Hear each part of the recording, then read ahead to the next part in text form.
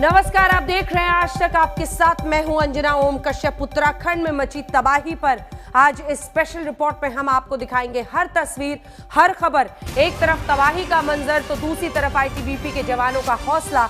कई जिंदगियां बची भी हैं, लेकिन इन सब के बीच हम अपडेट के साथ शुरुआत कर रहे हैं। उत्तराखंड आपदा में 48 घंटे तक चलेगा अभी रेस्क्यू ऑपरेशन, क्योंकि जो लोग बहे हैं उन सबको बचाना, या फिर अगर जान चली भी गई है तो उनके शव निकालने हैं। ऋषिगंगा प्रोजेक्ट में भारी तबाही मची है। एनटीपीसी तपोवन प्रोजेक्ट को भी नुकसान हुआ है, ये मुख्यमंत्री त्रिवेंद्र सिंह रावत ने आज तक से कहा। उन्होंने बताया कि कैसे अभी 48 घंटे तक रेस्क्यू ऑपरेशन चलेगा।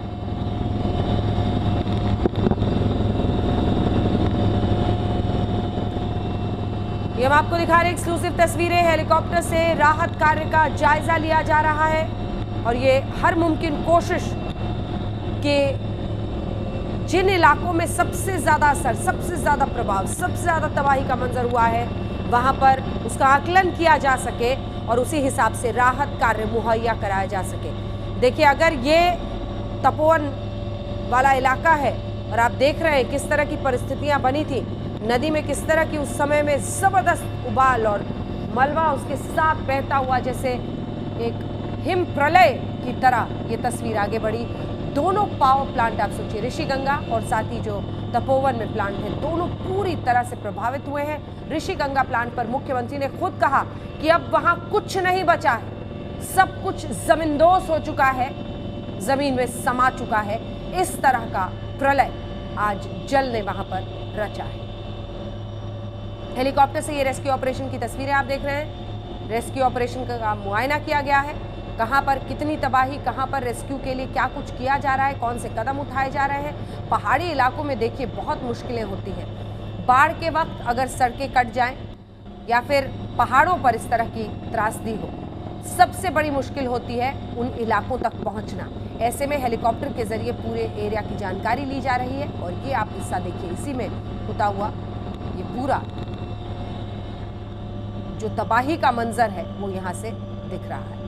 ये चमोली उत्तराखंड की आज की घटना है, जहां पर अब तक 8 से 10 शव बरामद किए जा चुके हैं। कई लोगों की जिंदगी बचाई गई है, वो वीडियो भी आपको दिखाएंगे। लेकिन उससे पहले ये तबाही का मंजर जो आप देख रहे हैं, क्योंकि बताया जा रहा है कि 50 से 100 लोग बहे हो सकते हैं। मंजीत नेगी हमारे सहयोगी इस वक्त हमारे साथ जुड़ रहे हैं। मंजीत, ये एक्सक्लूसिव तस्वीरें हम हेलीकॉप्टर से रेस्क्यू ऑपरेशन की दिखा रहे हैं।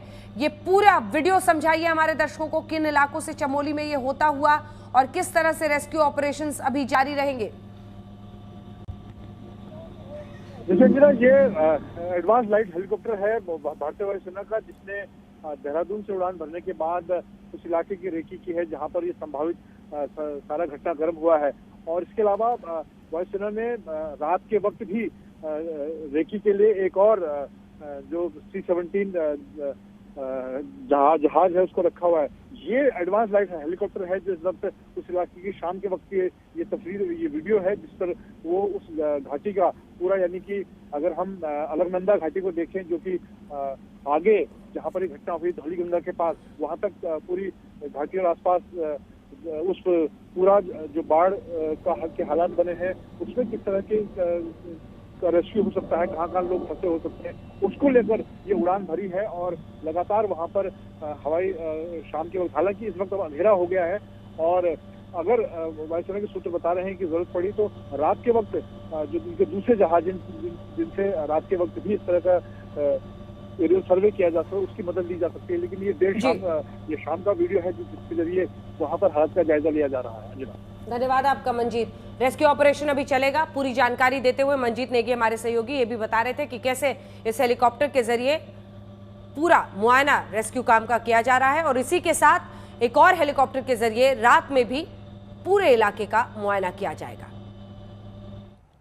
और इस वक्त हमारे साथ खास मेहमान उत्तराखंड के डीजी जुड़ रहे हैं, डीजीपी अशोक कुमार जी, स्वागत है आपका आज तक पर।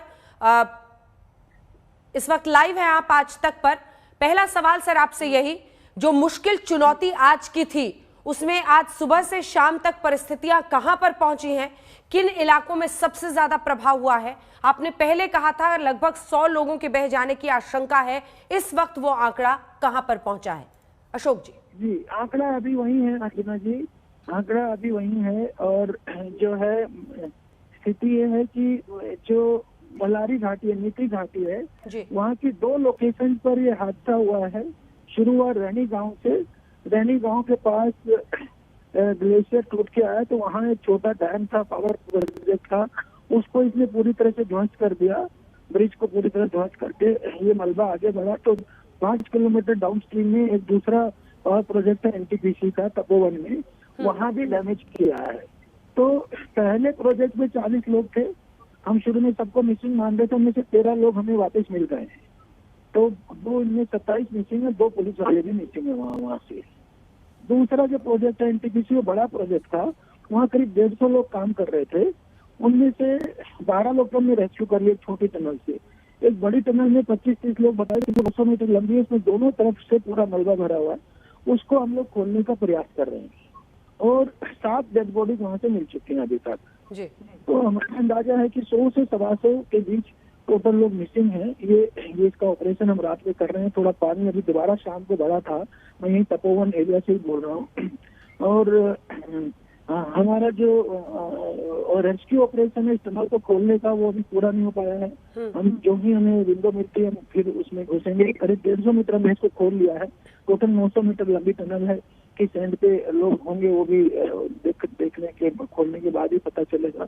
और हमारे ऑपरेशन ये वाला जारी रहेगा। मुझे उम्मीद है कल सुबह तक 9-10 बजे तक पिक्चर पूरी तरह से क्लियर हो जाएगी जी। कल सुबह तक तस्वीर क्लियर होगी, लेकिन आप बता रहे हैं कि 27 लोग ऋषिगंगा प्रोजेक्ट में अभी तक मिसिंग हैं, बाकी लोग वहां पर मिल गए हैं जो लगभग 40 थे।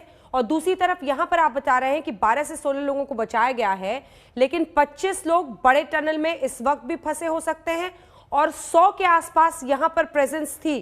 तो हम माने कि 80 के आसपास लोग, 80-85 के आसपास लोग अशोक जी यहां पर भी फिलहाल मिसिंग है तपोवन प्लांट में जहां आप मौजूद हैं।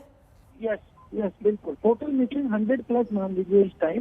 किंतु कई बार क्या होता है, जैसे इन्होंने 13 लोगों ने बाद में रिपोर्ट किया है, ऊपर वाले रैनी प्रोजेक्ट, नीचे वाले भी बाद में रिपोर्ट करें। ये एग्जैक्ट पोजीशन कल सुबह तक क्लियर होगी। हम लोग अपनी ओर से बेस्ट एफर्ट्स कर रहे हैं। लकीली टाइम से वीडियो वायरल हो गया, तो डाउन स्ट्रीम में हमने लोगों को अच्छे से जो है अलर्ट कर दिया टाइम से। तो डाउन स्ट्रीम में कोई बड़ा डैमेज नहीं कर पाया, जैसे जोशीमठ, चमोली, नीचे कर्णप्रयाग, रुद्रप्रयाग, देवप्रयाग, ऋषिकेश, हरिद्वार, वो बेल्ट पूरी हमारी सेफ हो गई। जो डैमेज है इन्हीं 2 जगहों पर है। उस क्षेत्र के रैनी गांव के भी 5 लोग मिसिंग बताए गए हैं। इस दूसरा जो प्रोजेक्ट है तपोवन का, इसमें अभी क्लैरिटी नहीं है 100%। इतना जरूर बता रहे हैं कि जो टनल अभी खुली नहीं है उसमें 25 से 30 लोग काम कर रहे थे, तो उसमें हमें उम्मीद है कि कल तक कुछ उसमें पता चलेगा। ठीक है, एक आखिरी सवाल। अब चूंकि रेस्क्यू ऑपरेशंस आगे ले जाना है, कई जगहों की वीडियोस भी हम दिखा रहे हैं, अब रात हो गई है, मुश्किलें आएंगी या रात में भी जारी रहेगा? कुछ जगहों पर स्पेशल लाइट्स के जरिए आप लोग रेस्क्यू ऑपरेशन जारी रखेंगे?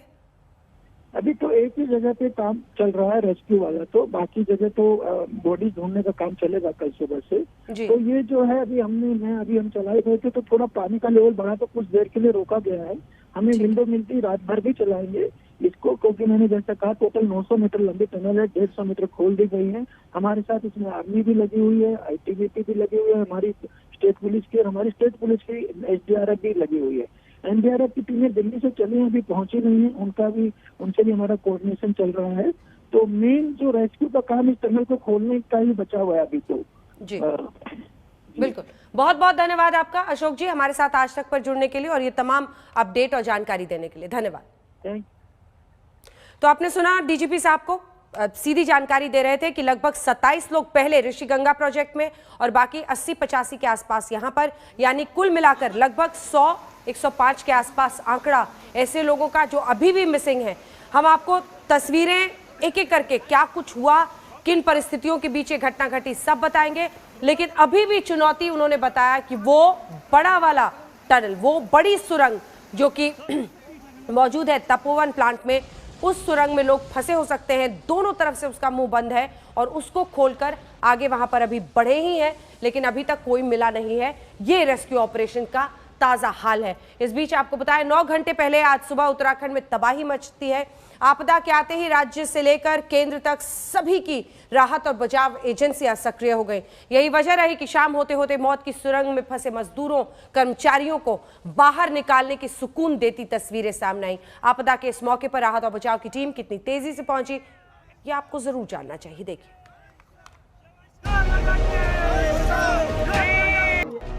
जिंदगी की वो टनल कैसे खोली गई होगी, क्योंकि ऋषिगंगा और धौलीगंगा नदी में ग्लेशियर टूटकर गिरने के बाद बहाव तो इतना तेज था कि पुल और दूसरे निर्माण कागज की तरह बहने लगे थे।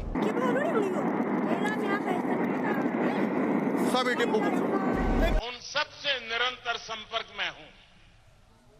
वहां पर राहत और बचाव का कार्य पुरजोश करने का प्रयास चल रहा है। लोगों को सुरक्षित स्थानों पर ले जाया जा रहा है। मेडिकल सुविधाओं में कोई कमी न हो, इस पर जोर दिया जा रहा है। इस आपदा में सबसे बड़ा चैलेंज था फंसे हुए लोगों तक पहुंचना, क्योंकि खबर मिली थी कि रैणी गांव में एनटीपीसी प्रोजेक्ट के पास 120 कर्मचारी काम कर रहे थे, जिसमें टनल में 16 लोगों के फंस जाने की जानकारी मिली।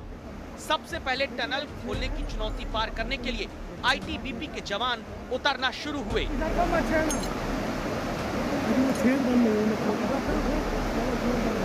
आईटीबीपी की रेस्क्यू टीम रस्सी से उतर रही है। उस जगह पर जहां कुछ घंटे पहले ही मौत का सैलाब बहा, आईटीबीपी के 250 जवान बचाव करने के लिए उतरे हैं। क्योंकि देखिए इन तस्वीरों को, ये एनटीपीसी प्रोजेक्ट की वो टनल है जिसमें 16 कर्मचारी फंसे थे।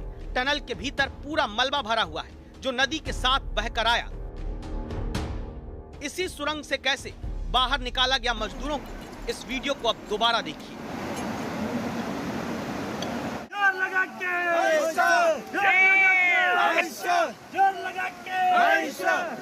हमने देखा कि ऊपर से पत्थर बहुत ऊपर तक जा रहा है मलबा, तो मैंने सभी को बोला कि भागो भागो भागो, सभी चिल्लाने लगे। तो इतने में विद इन 10 सेकंड ये काम हो गया सर। 10 सेकंड में इतना मलबा 40 साल।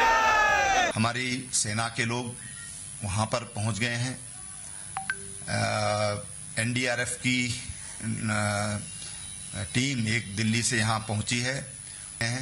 एनडीआरएफ की टीम हिंडन एयरबेस से आगे बढ़ी थी, तो इस बीच उत्तराखंड के नीचे के इलाके में एसडीआरएफ की टीम ने लोगों को अलर्ट करना शुरू कर दिया था। सभी लोग सुने, घाट से सभी लोग हट जाएं और खुद को घाट से 100 मीटर की दूरी पर सुरक्षित स्थान पर पहुंचे। ऐसी आपदा आपकी सेवा में तत्पर है। अलर्ट करना इसलिए जरूरी हुआ क्योंकि आशंका थी कि ऊपर से आता तेज बहाव कहीं किनारे पर रहने वाले लोगों के आशियाने और जिंदगी न बहा ले जाए। इस पूरी आपदा के बीच राहत की सबसे बड़ी खबर ये अब तक रही कि आगे अलकनंदा नदी में पानी का स्तर तो बढ़ा, लेकिन नदी का क्षेत्र चौड़ा होने से जो उफान ऊपर उत्तराखंड में देखा गया वो नीचे आकर सामान्य हो गया, जिसके कारण आगे बाढ़ और नई तबाही की आशंका जन्म नहीं ले पाई। जितेंद्र बहादुर सिंह और अरविंद ओझा के साथ मंजीत नेगी, चमोली, आज तक। जिन्होंने ये संकट अपनी आंखों से देखा, जिन पर क्या कुछ नहीं आज के दिन बीती, सब बता रहे हैं। चश्मदीद और बाकी लोग क्या कह रहे हैं, सुनिए। तो किसी को कोई पता नहीं होता कब फट जाता है।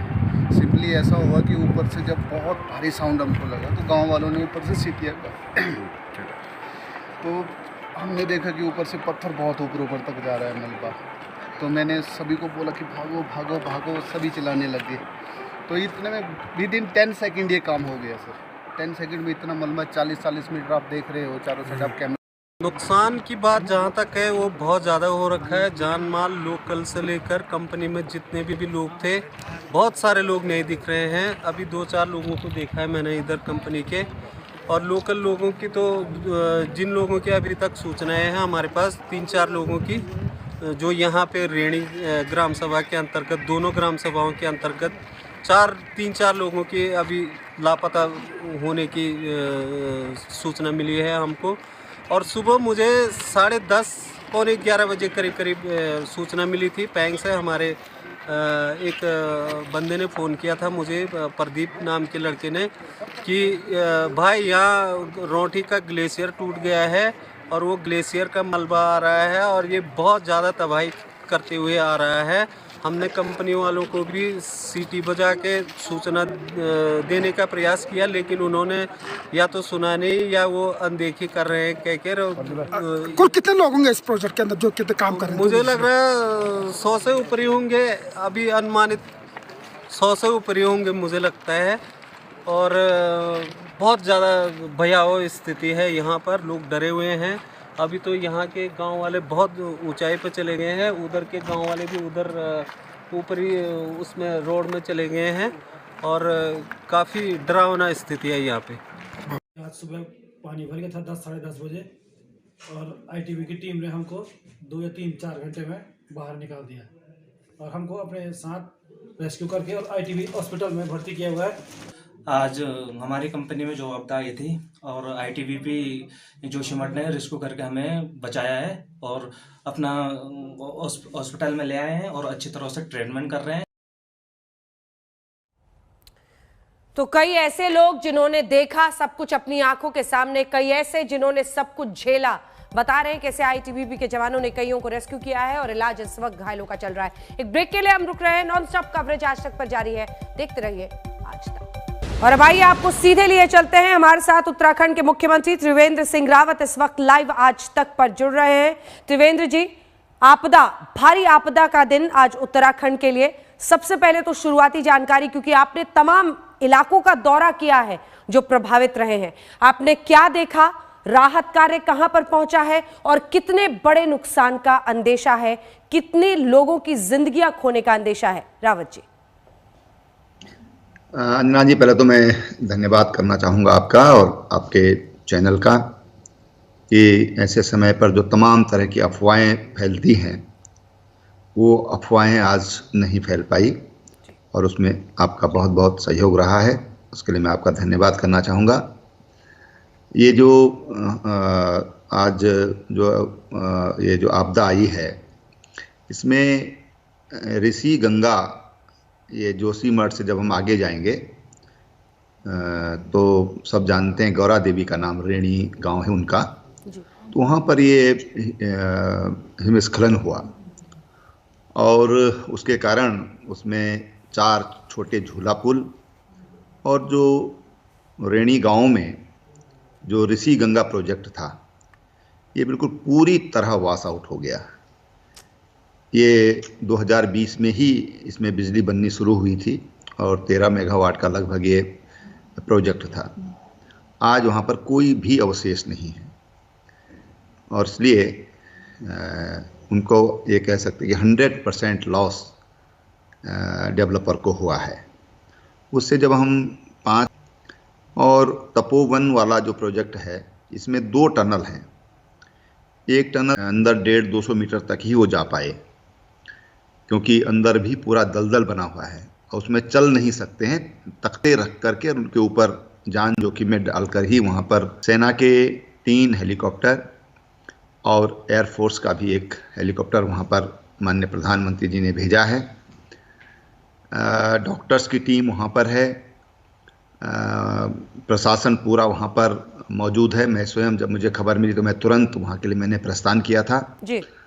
और अभी तक जो ये अप स्ट्रीम में कहना चाहिए हमको, उनसे कोई संपर्क अभी नहीं हो पा रहा है। जब हमारी टीम वहाँ अंदर गई 150-200 मीटर के करीब, तो वहाँ उन्होंने ज़ोर ज़ोर से उनको आवाज़ें देकर भी कोशिश की कि वो कुछ बोलें, लेकिन हो सकता है कि वो ज़्यादा अंदर हों या उन तक आवाज़ नहीं पहुँच रही है, तो अभी उनके बारे में कुछ भी बता पाना अभी हमारे लिए संभव नहीं है। कल वहाँ पर और एक्सपर्ट्स की टीम वहाँ पर पहुँच रही है।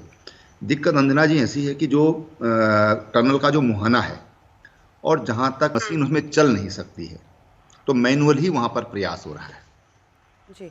अच्छा, सड़कें कौन कौन सी प्रभावित हुई हैं सर, क्योंकि आप इस पूरे इलाके में आज गए, क्या कुछ मुख्य सड़कें भी हैं जो प्रभावित हो गई हैं जिसकी वजह से रेस्क्यू ऑपरेशन, पहाड़ों में हर जगह पहुंचना सबसे बड़ी चुनौती बन जाता है राहत कार्य का, तो क्या ऐसी भी सड़कें हैं जो प्रभावित हुई हैं?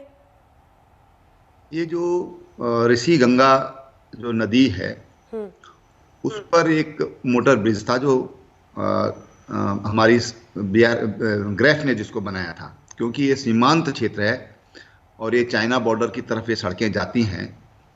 वहाँ से कुछ ही दूर पर हमारा बड़ा होती जो बॉर्डर है वो उसका ही ये मुख्य मार्ग है। तो मार्ग को तो कोई क्षति नहीं पहुँची है, लेकिन ऋषि गंगा में ये जो तमाम जो आज आपदा आई है उसके कारण जो पुल था वहाँ पर, जो लगभग 60 मीटर लंबा पुल था, वो पूरी तरह वॉश आउट हो गया है। तो हम एक हफ्ते के अंदर हमारी कोशिश है कि वहाँ पर हम वैली ब्रिज बना दें। उसके लिए सेना का भी सहयोग लिया जा रहा है और हमारी जो PWD है, हमारे पास भी कुछ पहाड़ों में हम कुछ ऐसे वैली ब्रिज रखते हैं। तो हमारी कोशिश है कि उसको जल्दी से जल्दी हम लोग जोड़ दें। तो उत्तराखंड में विषम परिस्थितियां, 100 बताया जा रहा है, 50 से लेकर 100 से ज्यादा लोगों के अब भी लापता होने की खबर है।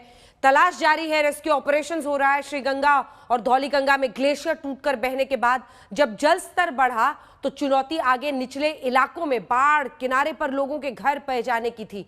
इसके लिए भी प्रशासन और राहत बचाव की एजेंसियों ने मिलकर एक बड़ा अभियान चलाया।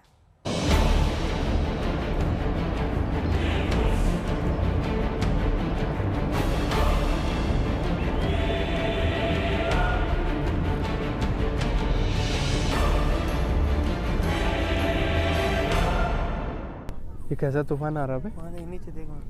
कहाँ नीचे? ओ भाई चट्टानें गिर रही वहाँ। NTPC तो गया? मशीन का है वो, देखना नीचे पे भयंकर ब्रिज भी जाएगा। आसमान टूटा सुना होगा, पहाड़ टूटा देखा होगा। ग्लेशियर टूटने के बाद तबाही की तस्वीरें सामने आने से एक ही सवाल उठ रहा था, आगे नीचे क्या होगा अगर बहाव इतना ही तेज रहा तो।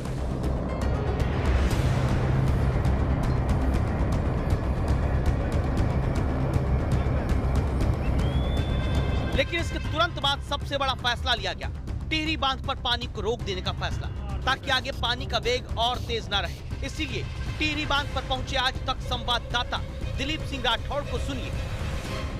टिहरी डैम का जो जल स्तर है वो धीरे धीरे बढ़ता चला जा रहा है। हालांकि रोक लिया गया है यहाँ पर टिहरी डैम के जल को, जिससे आगे आने वाले समय में जो मैदानी क्षेत्र हैं, चाहे वो ऋषिकेश हो या फिर वो हरिद्वार हो, वहां तबाही ना हो। क्योंकि अगर पानी एक साथ छोड़ा जाता है तो वहां आने वाले समय में दिक्कत हो सकती है, क्योंकि महाकुंभ का समय है 2021 का, 11 फरवरी को पहला स्नान है, तो वहां कार्य चल रहे हैं और उसकी वजह से कार्य को रोक दिया गया है। हर जगह से तट के पास रहने वाले लोगों को खाली करने के आदेश दे दिए गए हैं, खाली करवा लिया गया है। इसके बाद कैसे उत्तराखंड से उत्तर प्रदेश तक प्रशासन अलर्ट हुआ, इसकी तस्वीरें एक एक करके देखते जाइए। गढ़वाल के श्रीनगर में लोगों को तुरंत नदी के किनारे सावधान किया जाने लगा।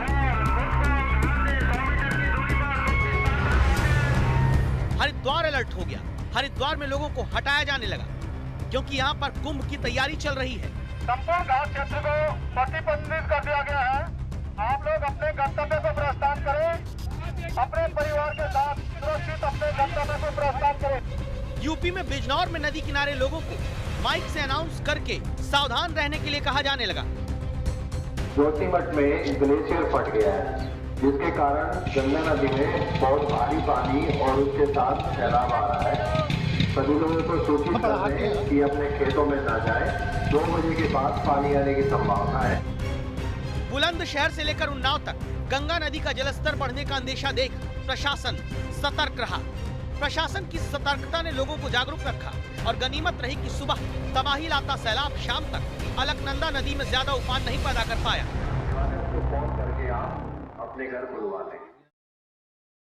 उत्तराखंड पूरे 7.5 साल बाद इतनी बड़ी प्राकृतिक आपदा झेल रहा है। चमोली ग्लेशियर हादसे के वक्त प्रधानमंत्री पश्चिम बंगाल, गृह मंत्री महाराष्ट्र में थे, लेकिन दोनों ने वहीं से हर संभव मदद का भरोसा दिया। देवभूमि उत्तराखंड की इन तस्वीरों ने साल 2013 की बुरी यादों को एक बार फिर ताजा कर दिया।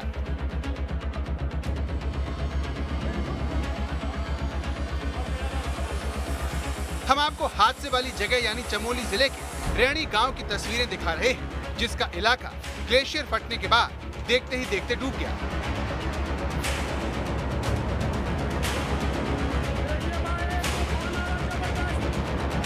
रविवार को प्रधानमंत्री नरेंद्र मोदी पश्चिम बंगाल के दौरे पर थे। ये संयोगी है कि गंगा उत्तराखंड से निकलकर पश्चिम बंगाल के हल्दिया होते हुए बंगाल की खाड़ी में गिर जाती है। हल्दिया में प्रधानमंत्री ने अपने भाषण की शुरुआत उत्तराखंड की प्राकृतिक आपदा से की और राज्य की जनता को भरोसा दिलाया कि वो लगातार हालात पर नजर बनाए हुए हैं। उत्तराखंड में ऐसे परिवार मुश्किल से मिलते हैं जिनका कोई न कोई सदस्य फौज में न हो, यानी वहां के लोगों का हौसला किसी भी आपदा को मात दे सकता है। उत्तराखंड के साहसी लोग के लिए मैं प्रार्थना कर रहा हूं, बंगाल प्रार्थना कर रहा है, देश प्रार्थना कर रहा है। प्रधानमंत्री नरेंद्र मोदी बीते 16 दिनों में दूसरी बार पश्चिम बंगाल के दौरे पर थे। हल्दिया में उन्होंने अपने भाषण की शुरुआत सबसे पहले उत्तराखंड में जो प्राकृतिक आपदा आई है उससे की। वहां के लोगों को एक बड़ा भरोसा देने की भी कोशिश प्रधानमंत्री की ओर से की गई, लेकिन ममता बनर्जी और उनकी सरकार पर चुन चुन कर उन्होंने हमला किया। कहा परिवर्तन की बात करके 2011 में आकर अपनी सरकार उन्होंने बना ली, लेकिन उसके बाद भ्रष्टाचार और टोलेबाजी में ये सरकार लिप्त हो गई। इससे पहले प्रधानमंत्री ने ट्वीट कर लगातार सरकार और एजेंसियों के संपर्क में होने की बात कही थी। प्रधानमंत्री की तरह गृह मंत्री दिल्ली में नहीं थे, वो महाराष्ट्र के सिंधुदुर्ग में थे, जहां से उन्होंने उत्तराखंड को हर संभव मदद का भरोसा दिलाया। एनडीआरएफ की 3 टीमें वहां पहुंच गई है। बाकी की टीमें दिल्ली से फ्लाई कर उत्तराखंड की ओर जाने के लिए तैयार हैं। कुछ ही समय में वो पहुंचेंगे। आईटीबीपी के जवान भी वहां पर पहुंच गए हैं। पूरे राज्य का तंत्र भी वहां पर एक्टिव हो गया। एसडीआरएफ की टीमें भी पहुंची हैं और वायुसेना को भी अलर्ट कर बचाव कार्य में लगाने के लिए हमने पूरी तैयारी कर ली है।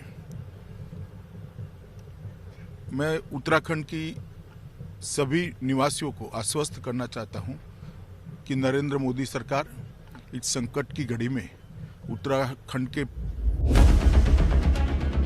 उत्तराखंड में इससे पहले साल 2013 में इस तरह की तबाही आई थी, जिसमें हजारों लोग मारे गए थे। इस बार अच्छी बात यह रही कि ग्लेशियर सुबह के वक्त फटा, जिससे प्रशासन तुरंत अलर्ट हो गया। राज्य के मुख्यमंत्री त्रिवेंद्र सिंह रावत मौके पर पहुंच गए।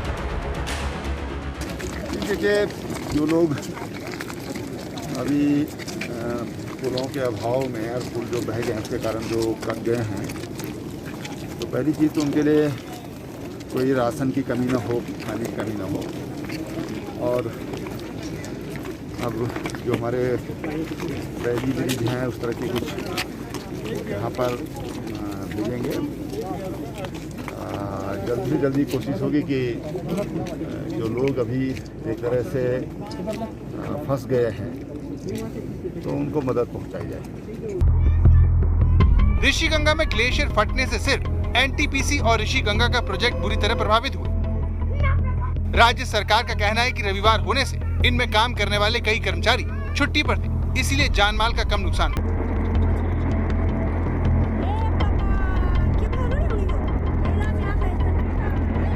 पुल टूटने के बाद कई इलाके पूरी तरह से कट गए, जहां पर खाने पीने की जरूरी सामान की दिक्कत हो सकती है, जिसे देखते हुए कांग्रेस के पूर्व अध्यक्ष राहुल गांधी ने अपने कार्यकर्ताओं से मदद की अपील की है। चमोली में ग्लेशियर फटने से बाढ़ त्रासदी बेहद दुखद है। मेरी संवेदनाएं उत्तराखंड की जनता के साथ है। राज्य सरकार सभी पीड़ितों को तुरंत सहायता दे। कांग्रेस साथी भी राहत कार्य में हाथ बटाएं। लेकिन केदारनाथ के बाद उत्तराखंड में ऐसी तबाही दोबारा क्यों आई? इस सवाल का जवाब ढूंढे बगैर भविष्य में इस तरह की आपदा को रोकना मुश्किल होगा। आज तक ब्यूरो। इसी के साथ स्पेशल रिपोर्ट पे इतना ही। देश दुनिया की बाकी खबरों के लिए आप देखते रहिए आज तक।